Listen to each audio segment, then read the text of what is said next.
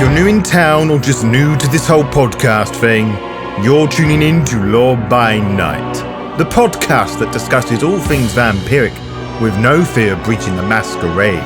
In this episode, we shall review Children of the Blood, a sourcebook for Vampire the Masquerade 5th Edition. I shall present my thoughts and opinions on its presentation and mechanics to help you better decide whether this is the sourcebook for you.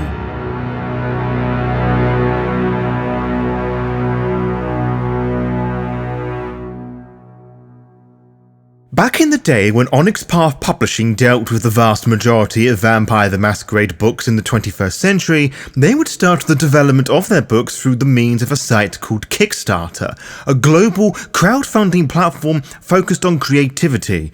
In short, fans of the material would invest in products they wanted, rather than being ham-fisted, tone-deaf ones. Anyway, one of these crowdfunded books was Cults of the Blood Gods, a Vampire the Masquerade 5th Edition sourcebook that introduced and expanded upon various mortal and vampiric cults, as well as rules and mechanics for playing the Western necromantic clans and bloodlines in the 5th Edition setting, comprising of the Giovanni, the Cappadocians/Harbingers of Skulls, the Lamia, the Samedi, and Nagaraja, collectively known as the Hakata. It was a very successful Kickstarter project. It reached its initial goal of $30,000 within an hour of going live, surpassing 100,000 in under 2 weeks and finishing with over $150,000 raised. 16 stretch goals were reached, in addition to increasing the overall art budget as well as bonuses for the writers. 3 of those stretch goals were supplement books that expanded upon the material in Cult of the Blood Gods, which you can purchase and include in your stories right now. The first of these, Children of the Blood, previously named Faithful Undead, which I think is a slightly better and more appropriate title, was released on 19th of May 2021. It contains a variety of characters for use in your chronicles, both NPCs or SPCs as they are called here, which I'm assuming is standing for Storyteller player characters. In addition, it contains ready-made characters for players, which already offers a lot more than the last ST-themed V5 book we looked at on the Lore by Night podcast. However, it is highly likely that many of you are beginning to shut off at the mentioning of a book filled with characters, but there are other goodies to be found within, as we shall explore. But before we do that, here are the rules for the Lore by Night book reviews. I will explore snippets of the lore, mechanics and rules found within the tome. I will look as to how they are presented and easily they're conveyed to new and old players alike. As this is a review written and presented by me, all thoughts and opinions are my own, so if you disagree with something I have said, that is totally fine. It does not mean that you are right and I am wrong and vice versa. As with my previous book reviews, I will start at the very beginning, which is the physical book itself, which currently sits nicely upon my lap. It is a letter-sized hardback book made out of that slightly squishy cardboard material, meaning it will mark easily. That said, mine is currently free from such creases, despite the countless times I have read through the book, and even if it did mark in this manner, that would not bother me too much, but I know that sort of thing will annoy some people. My solution to this is to purchase the PDF copy. The covers of the book are somewhat familiar in design to that of its parent book, Cults of the Blood Gods. Bloody vampires on the front, with the unique Onyx Path lifelike graphic novel aesthetic on the back to the left, with easy-to-read text on the back on the right. The front cover of the book uses the same sort of art style, with a very tragic scene of a male-presenting vampire who looks deceptively close to the gentleman gamer, with a dead femme-presenting person hanging from his/their arms.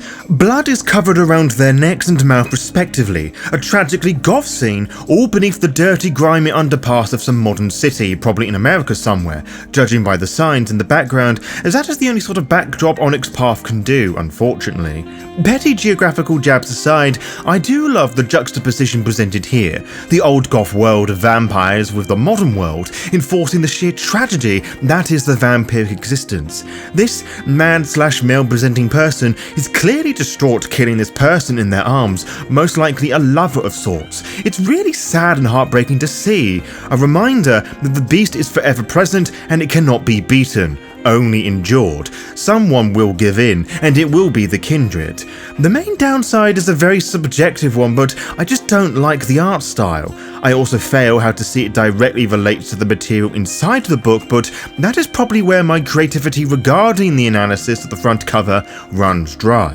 The illustration on the back has a more cult feel, albeit from the little that is visible here, which honestly makes the old fella on the chair appear more like a groomer, which I suppose counts, albeit in a very gross way. Most of the art found within the book follows the traditional Onyx Path style, which I naturally find to be a mixed bag due to my own preferences, most of which dominate the lore sheets towards the back of the book and the page spreads at the beginning of each chapter, the aforementioned back cover illustration being one of them. Whilst I usually find the art style to be a mixed bag, I do like the pieces done on the Grudge Masters, Ashfinders and Cleopatra lore sheets and the character portraits on pages 27 and 47. Talking about the other pieces of the book, most of them follows a different, newer, to me at least, photorealistic approach, like the ready-made characters by Samuel Aria, which I personally feel felt rather out of place here, and the portraits done for most of the NPCs. I particularly like the pieces done on pages 20, 39, 45, 50 and 69. Nice. With the portrait done for Misery on page 45 being a personal favourite out of the whole. These sort of pieces were done by Glenn Osterberger, whose name I have probably butchered just then and went looking for the purposes of this review. This was how impressed I was by its style. Misery in particular was an inspiration for the design of a La Sombra NPC in my Pride by Night one-shot, which you can listen at your own leisure. When you have opened the book and read the short story, you are greeted with the standard White Wolf / World of Darkness introductory chapter that details what the book aims to cover and what you will find inside. It addresses the misnomer that vampires don't seek faith or join cults. It was something I wrongly thought about when I was starting my crazy descent down the World of Darkness rabbit hole, and it was through Vampire the Masquerade bloodlines and cults of the blood gods that made me see the error of my ways, almost indoctrinating me into the cult of poor spending habits. The chapter also briefly breaks down how there isn't really a stereotypical cult idea that exists in the World of Darkness, which is based on the real living decrepit world. It is the point I make here, as the book is quick to discount the black-hooded, torch-carrying image that you might see in a fantasy setting or how die-hard V5 fans might envision V20 fans. The other end of the scale is issued as well, that these individuals are people who do have personalities and live outside of their doctrines and beliefs, encouraging the reader not to make said NPCs narrow-minded cultists, but explore the full breadth of their potential arcs, which is also encouraging them, the reader, to swap a character's cult about if you think it would make more of an interesting narrative. I liked that there is a clear canonical statement for each character, but you never really feel bound by the authors to stick with it, you know, as certain later V5 books would.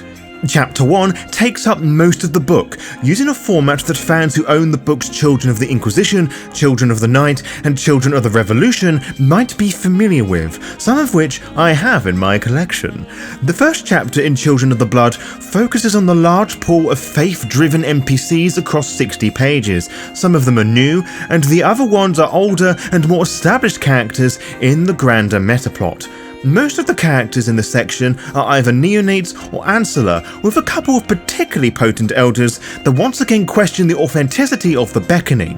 Regardless of clan / bloodline, age, gender or lack of one, each character is broken down in pretty much the same fashion, fit with clear subheadings, which makes it easy to read as you follow an established pattern, and easier to locate snippets of their lore, allies, etc. in-game, or just arguing with that one idiot on that one Discord server who's arguing the deep lore with you. Each chapter starts with mortal days which, depending on the person in question, can last a couple of paragraphs or a page and a bit, fueling the narrative that people embrace people and that these kindred don't just pop into the universe as complex vampires. It is the morality and how they deal with their vampirism and the degrading fragments that is the memory of the humanity that makes these kindred complex characters. Following this is their existence as kindred in the Kindred Knights section. What is most interesting is that not all kindred here are cult leaders or even part of a cult, as one might expect. The World of Darkness has always dealt with cults of personalities, secret societies and obsessed quest fanatics seeking the truth, and their current nightly activities tend to fit one of these three in various ways. The next section, Plots and Schemes, presents about 3 goals and motivations for them, or ambitions and desires, if we translate to PC character sheet territory. They are all varied and unique, as are their motivations. Also detailed are kindred relationships, vampires that they are associated with, encouraging STs to spend more of their money on older legacy books and the other V5 books Onyx Path have created, which is both a blessing and a curse. My favourite section for these characters are the sections titled Whispers, which are a trio of rumours associated with the K-Knight in question that are just sweet, delectable goodies for the ST to devour. You could create whole chronicle ideas around some of these ideas alone.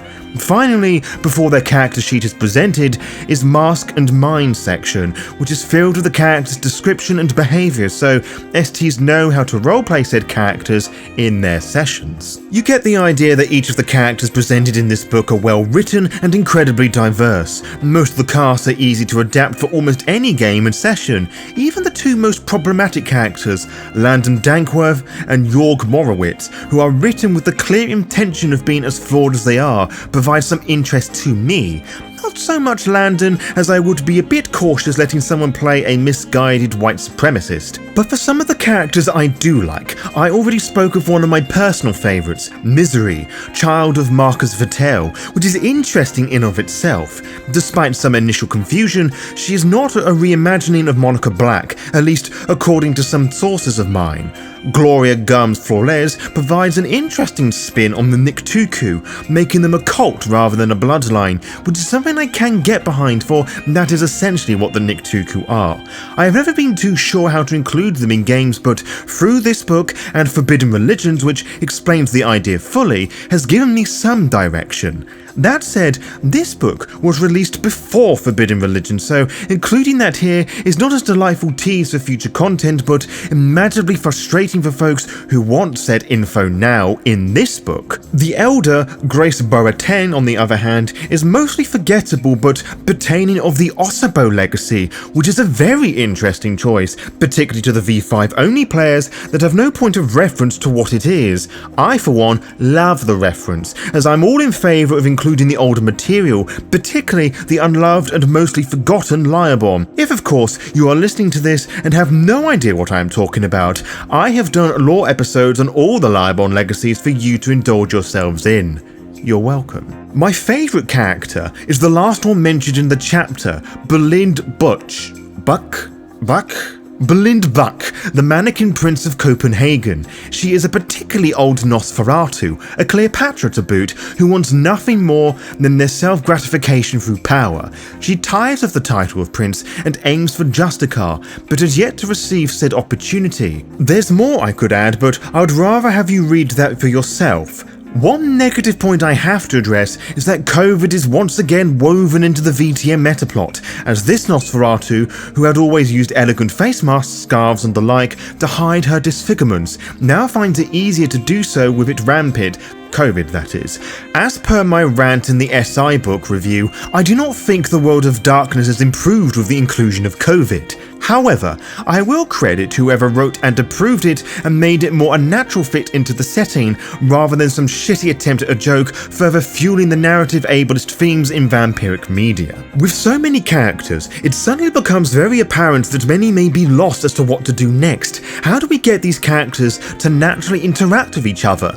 Well, the second chapter of the book takes some of those and suggests plentiful ideas, complete with relationships maps and new coaching merits and backgrounds to experiment with. It is also here where you will find those ready-made characters, so anyone inspired by the material but has little experience can jump right in. Something I like about this portion of the chapter is that these aren't the typical "I was embraced yesternight" motif. They are older and a bit beefier, which is a pleasant break from the mould. That does, however, mean you are unlikely likely going to be playing them anytime soon, as most games default to younger, inexperienced neonates. That said, these are great for one-shots at conventions and so forth. The third and final chapter of the book is probably what players rushed for first, which is the bit with all the powers and crunch. And by powers, I actually mean merits and flaws, for there are no discipline powers, which I am personally not bothered with, as I don't get excited for Vampire the Masquerade and the World of Darkness in general for hosts of powers and rare items and artifacts, despite the persistence of them in the later Subaltern SI books. But I digress. These merits and flaws coincide with different cults mentioned in Cult of the Blood Gods, all of which add some unique flavour to your cultic vampire, even though said advantages feel they really should have belonged in the main book to begin with. What I'm trying to say is that these advantages are character driven, rather than the generic ones that are in the V5 core book. I'm particularly drawn to the Mithraeus mysteries and Nephilim ones. The chapter, and indeed the rest of the book, ends with the lore sheets, for which there are 8 in total for you to choose from, 2 of which allow you to complete your Giovanni Revenant family collection, the Revenants being the Rossellini and Milliners. The lore sheets are good and engaging in their premises and ideas, though the idea of the Cleopatra Nosferatu needing their own lore sheet is a bit confusing to me, whilst being a very entertaining one, allowing for the most glamorous Nosferatu to strut their stuff and be a mini Belinda Butch or be the toreador of their wildest dreams. The only lore sheet I don't like is the Starfall Ranch one,